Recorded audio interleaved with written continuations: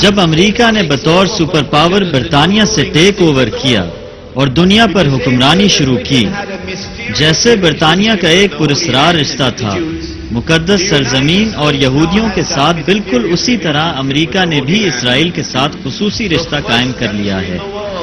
امریکہ پہلا ملک ہے دنیا میں جس نے اسرائیل کو تسلیم کیا تھا۔ کیا یہ اتفاق ہے؟ We are located at that moment in time. Recognize that there's another people living here. Let's see what we can work out. No, the whole idea of Israel until today is... اسرائیل کا تصور آج تک یہی رہا ہے کہ یہ ملک بحیرہ روم سے لے کر دریائے اردن تک ہے۔ یہ ایک ملک ہے اور صرف ہمارا ملک ہے۔ اس کا کوئی اور مالک نہیں ہے۔ وہاں کچھ عرب رہتے ہیں، ان کے علاوہ کسی نے اس ملک پر اپنا حق نہیں جتایا۔ یہ ہمارا ملک ہے، اس لیے تم بکواس کرنا بند کرو۔ تم وہاں کسی چھوٹے جزیرے میں رہو جو ہم نے تم پر ترس کھا کر دیا ہے، ورنہ دفع ہو جاؤ۔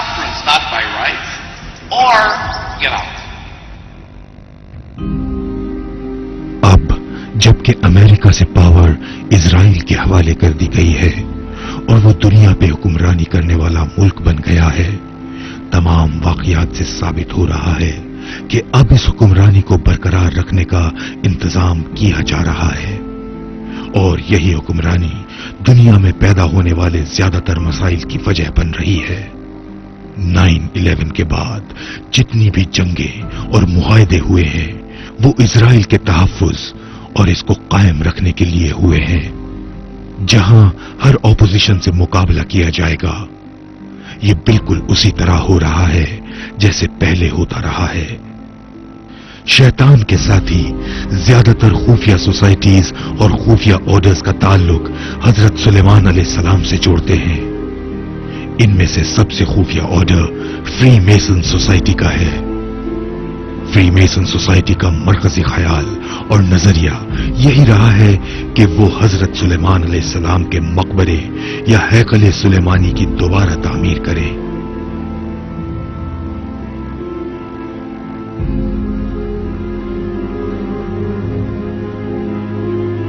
دوسرے آرڈر کا تعلق یہودی پراسرار اسکول سے ہے جسے قبالہ کہا جاتا ہے۔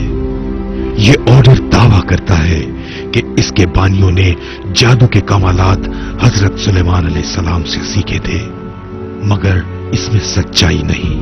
حضرت سلیمان علیہ السلام کے دور میں جادو کی تعلیمات کا رواج تھا، مگر جادو حضرت سلیمان کی طرف سے نہیں آیا، بلکہ یہ تو بابل کی تہذیب سے مروج تھا۔ ہمیں تاریخ سے پتہ چلتا ہے کہ یہودیوں کی سلطنت بابل کے بادشاہ نیبوچدنیزار نے تباہ کر دی تھی۔ یہودی سلطنت کی تباہی کے بعد یہودیوں کو غلام بنا کر بابل لے جایا گیا تھا۔ یہ علاقہ موجودہ ملک عراق میں ہے۔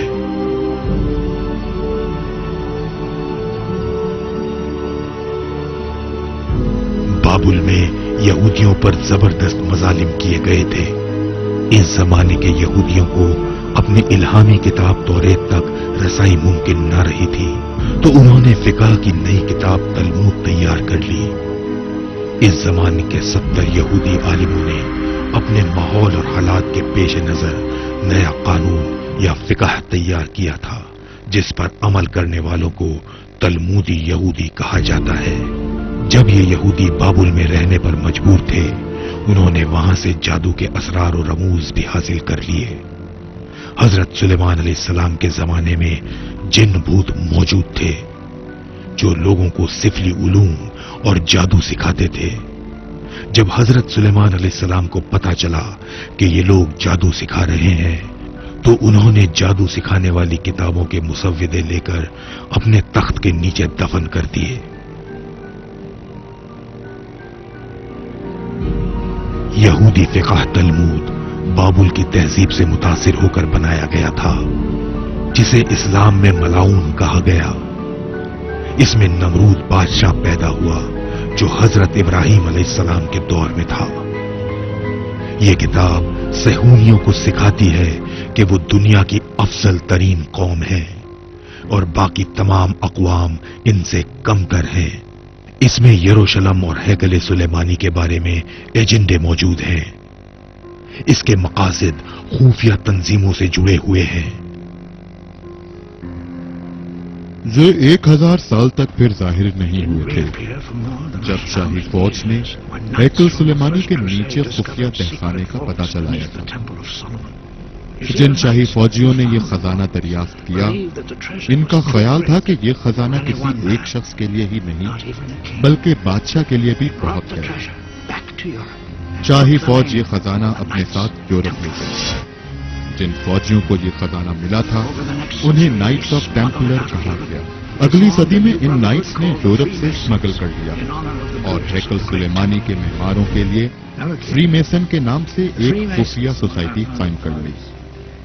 انہوں نے ہمارے لیے کچھ اشارے چھوڑے ہیں: غیر تعمیر شدہ مخروطی عمارت، ہر چیز دیکھنے والی آنکھ، یہ نائٹس آف ٹیمپلر کا سمبل۔ یہ لوگ ہم سے مخاطب ہیں۔ ایسا خزانہ جو کسی نے وہم و گمان میں بھی نہیں دیکھا۔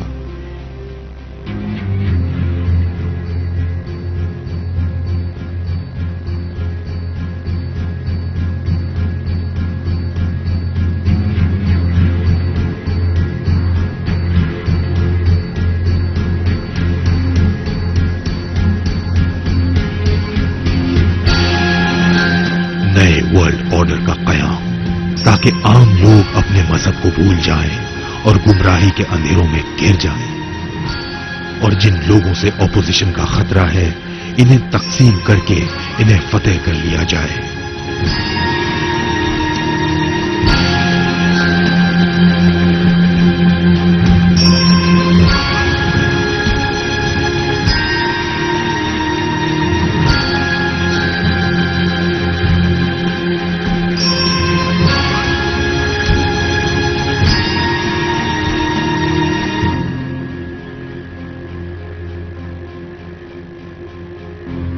الومناتی گروپ بینکنگ انڈسٹری کے سب سے بڑے نام روتھ چائلڈ نے قائم کیا تھا۔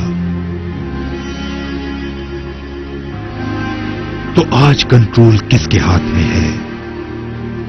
صہیونی خاندان کے ہاتھ میں، جن میں روتھ چائلڈ اور روکفیلرز خاندان بھی شامل ہیں۔ کس نے ہٹلر کو عالمی جنگوں کی فائنینسنگ کی تھی؟ روتھ چائلڈ اور روکفیلرز نے، اپنے مسیحا کی پیش گوئی کو سچ ثابت کرنے کے لیے، تاکہ اس کے نتیجے میں یہودیوں کو مقدس سرزمین پر آباد کرنے کا جواز پیدا کیا جا سکے۔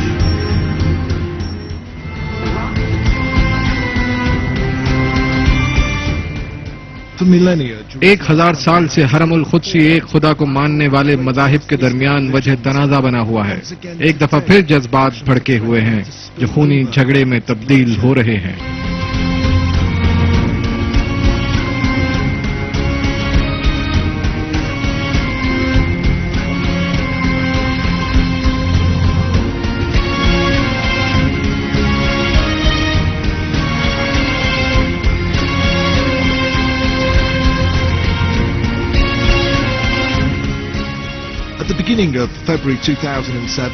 فروری 2007 میں اسرائیلی آثار قدیمہ کے اہلکاروں نے الاقصی مسجد کے کمپاؤنڈ کے نزدیک کھدائی کا عمل شروع کیا۔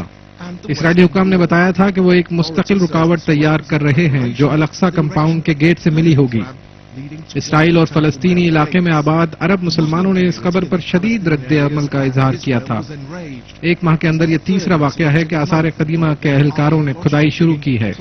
عرب مسلمانوں نے خدشہ ظاہر کیا ہے کہ اسرائیلی حکام کوئی خفیہ آپریشن کرنے میں مصروف ہیں۔